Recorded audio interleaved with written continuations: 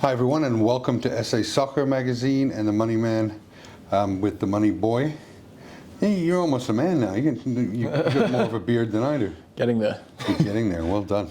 You got 6 out of 10 last week. It's pretty good, but it's not quite as good as 7 out of 10, is it? Not quite, no. Not quite. And for the year, I'm 41. 21? 21 out of 40, and you're 15. 15. Yeah. 6 back, but the race wasn't won in the first 4 weeks. I guess with the first 4 games out of the way, we're over 10% of the schedule into the season. And, you know, the good, the bad, and the ugly. The good has to be Arsenal for me. Yeah. 4 on the trot, looking good under Arteta. And they've been looking good. You know, they started off poorly last year, and then came on and should have qualified for Champions. Did they qualify for Champions League? No, they didn't make Champions League. No, they just got pipped by Spurs. It was sort of a battle of the chokers in the end last season. Yeah. First time they've won their first 4 games. I think it was since 2003, 2004, or the 2004-2005 season. But it's been years since they've had such a good start. So heady days for Arsenal fans. They must be thinking of the old undefeated season. But. That's the good. The bad for me has to be probably Leicester. Not bad. That's ugly. The bad for me has got to be Liverpool. Okay, they took everything out on Bournemouth last week and bitch slapped them 9-0. But they still have, you know, besides that game, they've looked very, very Look, it's been we've said it often, but you can't drop those points in a league where there's a team like Manchester City who's basically going to win, you know, every single game. Like my friend said the other day, look, they got their 1 draw out the way, and it's not going to happen again for like the next 11 games, you know.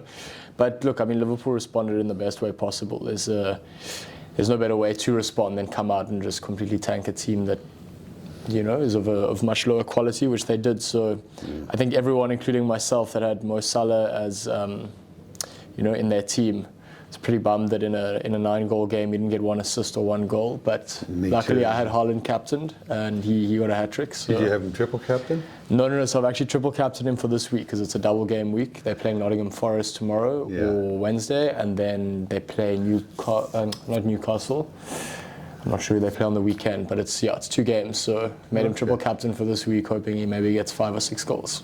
Good. Well, you know, if I don't know what he is. Let's check what price is Haaland to win the Golden Boot. Oh, it's incredibly low odds. I think he was a 2-1 before the season even started. Yeah. Salah was next best at 5-1. No, I know, but I'm just saying that. 1.59. Yeah. You know, if you look at cryptocurrency in its days bringing 60% return on investment, it's still the safest bet that I know in that Premier League. Yeah. And I'll tell you why. Because during the break for the World Cup, he's not in the World Cup. His team didn't make it. So he's going to be resting and well rested when the season kicks off again. And you got the likes of Harry Kane that's going to come back. Depending on how they do, he's going to be exhausted, demoralized. So 60%, 59% return on your money still is still a good return on investment. Yeah, that's a good point to make. You know, because in the betting world, you're seeing big odds the entire time. So something like 1.59 doesn't look that attractive. But you know, for all intents and purposes, the closest you're going to get to guaranteed in the Premier League, you know, is probably this bet. Yeah, he's looked like a beast.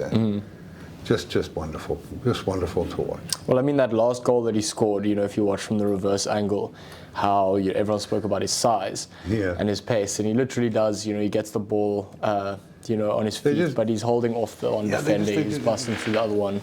They're like mosquitoes attacking an elephant, aren't they? They just fall by the wayside. Anyway, we've got a full slate of games midweek, starting with Crystal Palace versus Brentford. So, you know, I think for me, You got to go Crystal Palace straight win at home. They've looked very good. Really gave City a run for their money, which I actually said in the video they would do. I called a 3-2, ended up being a 4-2. Crystal Palace, Man City came back. Obviously, three great goals from Haaland. But yeah, I mean, definitely the more settled side than Brentford and playing at home. And like we've seen, and we'll get to it later, but even the Wolves Newcastle game, we both said there was good odds on Newcastle. You can't really discount a team at home ever in the Premier League. And Wolves ended up hanging on for it was a 1-0 draw. So I'm going to back Crystal Palace's form. I'm going to back the fact that they're at home. Yeah. I'm going to go 2-1 to Crystal Palace. I actually like this as one of my bets for the Premier League. I think it's 2.14 for an outright Crystal Palace win. Yeah. They're not playing up to their potential. And I do believe that against Brentford at home, that they take all the points. They take 3 points here. I'm going to go 2-0 Crystal Palace. Nice. Nice. Fulham versus Brighton. This is a tough game to call, right? Yeah, look, I think this game's going to be a 1-1 draw. We spoke last week. I said I thought Leeds could hold on to a draw against Brighton. You said I was a bit optimistic, and you called a 1-0, which was the score. Look, Fulham definitely one of the better of the sides that have gotten promoted. Mitrovic scored again last week. I said he may come through for you. You said you'll take him out. So I did take him out. Yeah. Even though they went down to, who was it, to Arsenal? Yeah, 2-1. Mitrovic still scored. So I can definitely see, again, Fulham at home, behind their crowd, who's definitely going to be packed in there. They've just been sort of promoted. But Brighton are looking a good side too. So I think they break down Brighton, yeah? Yeah, I think they each take a point from this game. 1-1. Yep, I can't argue with you. I mean, you've got a team.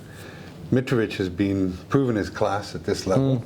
I know his first attempt at it wasn't the greatest, but when you look how prolific of a goal scorer he is, it's impressive. Makes you wonder how well Serbia are going to do at the World Cup, because they've got Mitrovic and they've got this lad that playing for Juventus. I think it's Juventus, who's leading the Serie A in goal scoring. I can't remember his name now, but he's class as well. I like the 1-1 draw here as well, or even a 0-0. Brighton just very compact in place and good, well organized around the ball defensively. Southampton versus Chelsea. Look, Chelsea did as bad as Leicester's been. 10-man Chelsea beat them last week. I think we spoke about it last week. You said Southampton for you is a relegation battle type side this year. I'm going to discount the home ground advantage here. I just think Chelsea have too much quality for the Southampton side. I'm going to go 2-0 to Chelsea away from home. Yeah, look, I think when you look at Chelsea, they should be up in the top 5, because that draw that Tottenham got against them was sheer daylight robbery. Southampton, just not much there. I'm going to go with a 2-0 Chelsea win, and they win comfortably. Maybe my points will start coming up every time we get the same score here. Maybe.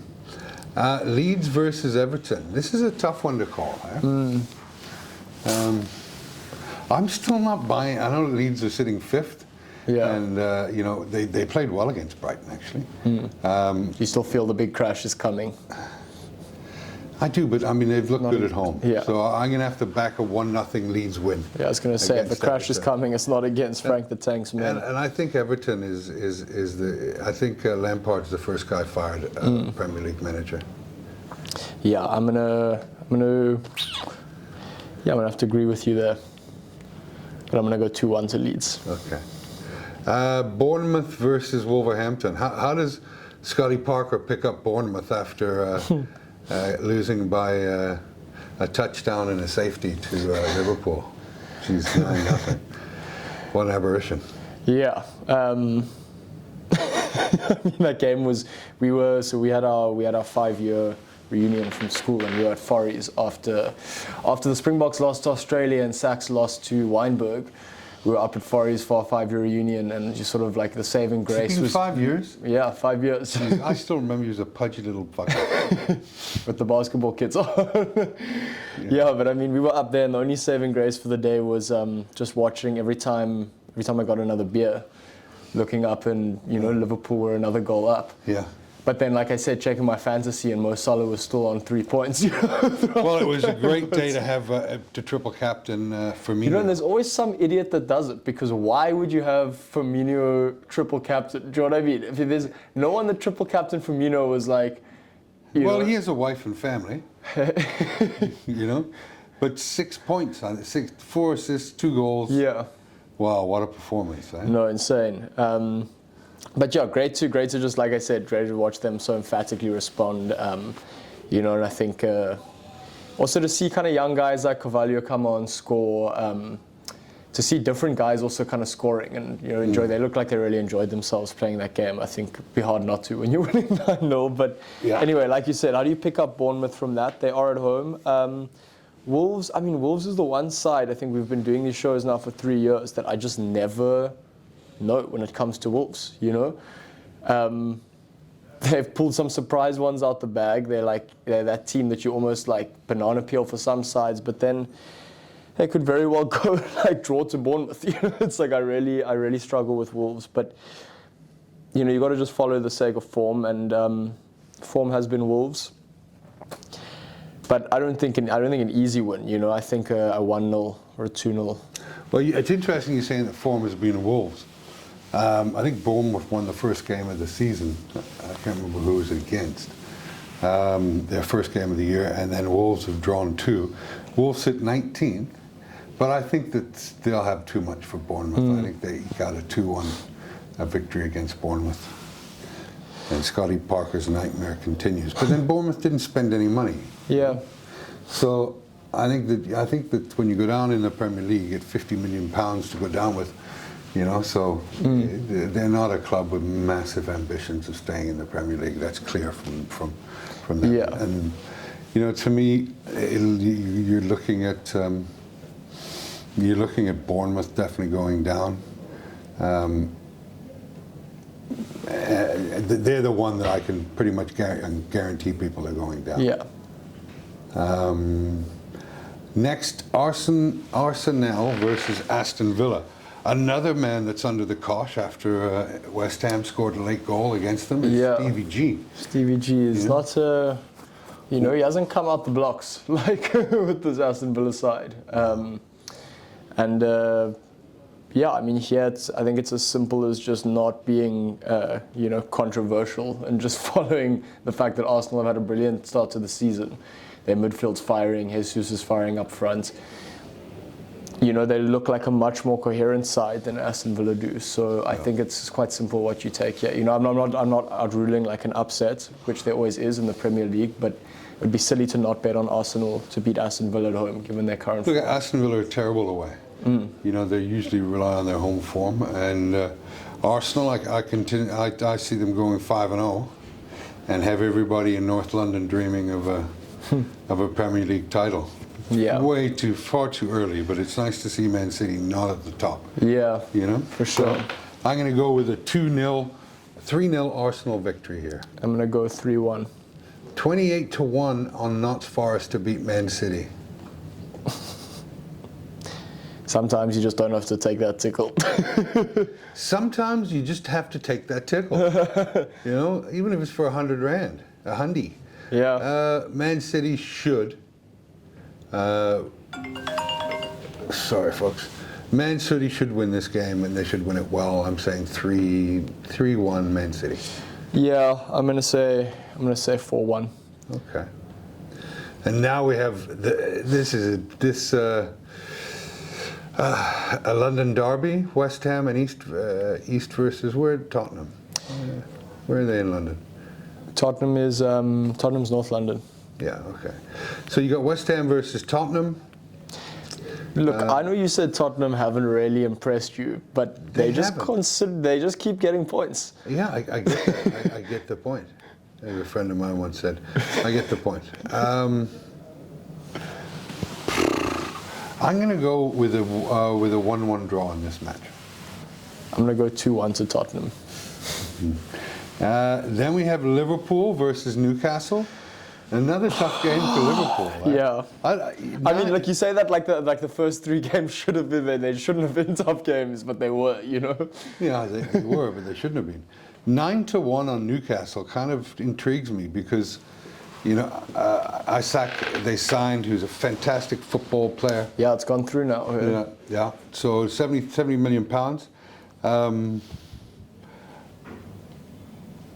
Look, I'm gonna still believe in Liverpool, but I think it'll be a close game, 2-1 to Liverpool. I think 3-2 to Liverpool. 3-2 to Liverpool. And then we have Leicester versus Man United. Now, Leicester didn't spend a penny in the off-season. They didn't buy anybody or anybody to the team, and you're starting to see the folly of their ways. Yeah. They're rooted very last in the table. They haven't looked good at all. And they're playing against a Man United side that seems to be on a bit of a roll. They're still not convincing for me, Man United. No. You know, they're winning ugly, but at least they're starting to do the basics right. And Den Haag is starting to win over the change-up. Yeah, I think you can definitely see him to an extent imposing himself on that team in that change room, and perhaps in a better way than guys have done before. You know, like I think benching Maguire at least. Yeah. You know, managing the ego of Ronaldo also in terms of just like, look, you're not going to do whatever you want in the squad. You can definitely feel his presence coming through a little bit. Okay. Like you said, potentially a bit of a false, what's the saying? False summer for... False dawn. False dawn for United. I don't think it's going to get a hell of a lot better for them. But they should beat Leicester. I'm going to say 2-1 to United. Yeah, I'm going to have to go 1-0 Man United. Okay. Look, I mean, Leicester always come average in the end. You know, like by the end of the season, they'll be sitting somewhere shy of relegation. And can you see Leicester going down? I mean, I predicted that they'd finish in the lower half of the table at the beginning of the year. Yeah, I mean, I see them finishing lower half of it, so I don't see them going down though. I think, you know, we often kind of see these sort of bursts from like the sides that have been promoted towards the start of the season, potentially don't have the sort of like grit and kind of experience to just stick it out. Yeah. Draw ugly, win ugly, you know, later on in the season. Like, it's 38 weeks, you know. That'll be interesting to see if they do. Yeah. Well, any bets that you really like this weekend? Same as you. I really like that Crystal Palace 2-1 at home. I always get a little bit worried when I see that though, because I'm like, what do they know that we don't? Because I mean, I don't think it's as evenly stacked as they've got it here. And then for me, you know, I would avoid taking bets like sort of Arsenal at home against Aston Villa. That's like 1.46. As much as I think it should be, you know, they should win. I don't think the odds are high enough there. I've got 34-1 on Nottingham Forest on Sporting Bet. Wow, 34-1. 34-1. So You've look, got to take a tickle on that. $100. You know, like we saw with your less likely, but with your Pumas bet in the Rugby Championship this past weekend, you know, 11-1, 300 Rand, sort of accounted for any other, you know, losses that may have incurred, and yeah. Yeah, I'll tell you the bets I like, Ollie, is Crystal Palace. I actually like Fulham at 3.2. Okay. And I like Newcastle at 9-1. And I like Wolves at 2.17. So there's 4 bets I'll probably be tracking this week. And hopefully I continue. You've had a pretty good start to the season. Pretty good start. I'm only competing against you, though. Fair enough. I can't bait you, huh? Just can't get you in there. Okay, well, good luck to you this weekend, and may every bet be a winning bet. Thanks, Kev. You too. Good, bud.